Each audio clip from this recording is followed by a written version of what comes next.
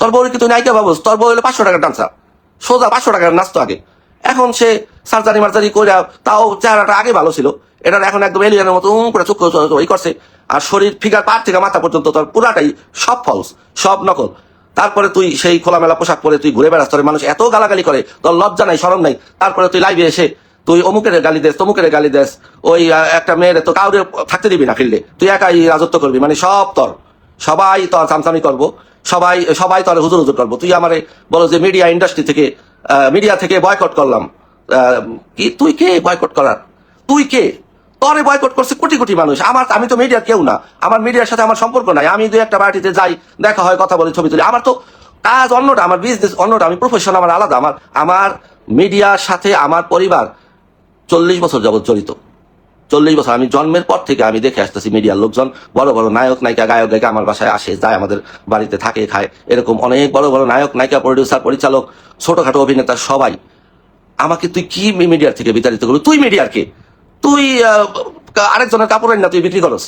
তোর মানে নিজের কি আছে? তুই এখন টাকা পয়সা জমায়া তুই এখন নিজে একটা রেস্টুরেন্ট খুলে জামাইকে ওই জায়গার হেড বানাইছিস, পুরুষ বানাইছিস। তোর জামাই তো বেসিক্যালি পুরুষ না। তারপরে তোর জামাই আবার ওই তনিয়াপুর জামাইরে বলে যে তবলা বাজাইতে পারে না। তোর জামাই কি তবলা বাজাইছে? কি পারে? খুব ভালো পারে। হ্যাঁ, কত বড় নোংরা মন মানসিকতা তোর! তুই আমাকে বলো কুরুচিপূর্ণ ভিডিও করি, আমরা সবাই মিলে বয়কট করি। আমরা মানে আমরা বলতে তুই কে? তোর হাতে গোনা কয়েকজন চাকর বাকর চামচা ছাড়া তোর সাথে কেউ আছে? তোর তোর তোর কমেন্ট বক্স গুলি একটু গিয়া দেখিস যে তোরে মানুষ কি বলে। তোরে 500 টাকার ডান্সার বলে। তুই কোথা থেকে উঠে আসছিস?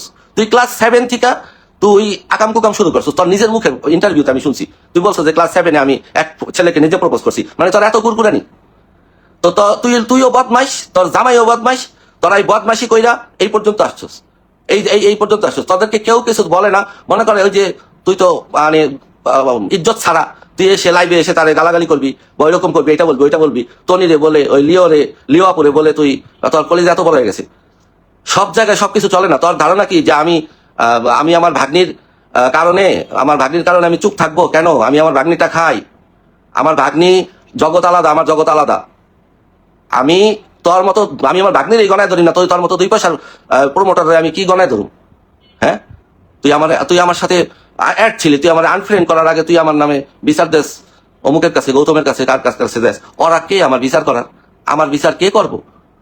তুই কি করতে পারবি আমার বিচার? আমি যেই ইঁদুরমুখীর কথা আমি বললাম, ওর অত্যাচারে এমনিতেও সবাই অতিষ্ঠ। ওর সারাদিন লাইভ করে, নিচতলার, উপরতলার, গোগলতলার, সব তলার ওর প্রোডাক্ট আছে, সব বেচবো। একবার করবো স্লিমিং এটা খান, একবার করবো স্লিমিং টি খান, আবার নাচা নাচা ই করবো। হ্যাঁ, মানে মোট কথা হইলো ও টাকার জন্য ও পারে না এমন কিছু নাই। আর একটা বিয়া করছে একটা রাস্তার থেকে এনে, ওই বেটা কিছু। আচ্ছা, আপনারা কোনোদিন আমার বউকে দেখছেন? আমি কোনোদিন আমার বউরে এনে আপনাদের সামনে হাজির করছি? আমি আমার বউরে নিয়ে ভিডিও টিডিও বানাইছি? আমার বউরে আমি আদা ল্যাংটা পোশাক পরে আপনাদের সামনে আনছি? বা আমার বউ আসছে কখনো? আমার তো বউ আছে, এটাই অনেকে জানে না। বউ হলো ঘরের জিনিস, আমি লুকায় রাখবো, হাইড করে রাখবো। আমার যখন সময় সুযোগ হবে, আমরা বেড়াতে যাবো, যখন ঘুরতে যাবো, তখন 2-4টা ছবি দিব। এই তো, বউ দিয়ে তো ব্যবসা করে খাবো না আমি, তাই না? ওই হারামদাদা ভাই বারবার বউরে কিচ্ছু বলে না। আসলে বলবো কি, ওরে বললে ওর 1 লাখ দিয়ে ঘর থেকে বের করে দেবো। তারপরে আবার আগের জায়গায় যা এবার তুই রাস্তায় গিয়া রিক্সা চালা। ওর তো কোনো নিজের তো অত যোগ্যতা নেই।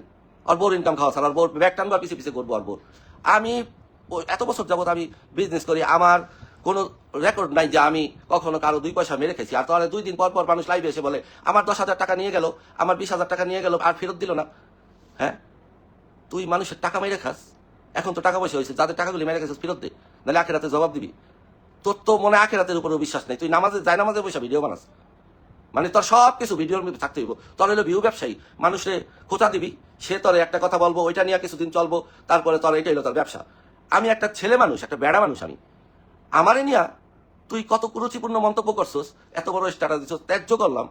তুই কে ত্যায্য করার? তোরে পুরা বাংলাদেশের 18 কোটি মানুষ ত্যায্য করছে।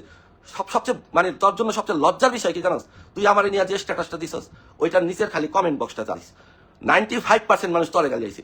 এইটার মানে তোর কি অ্যাচিভমেন্ট যে তোর নিজের ফলোয়ার তোরই গেলে?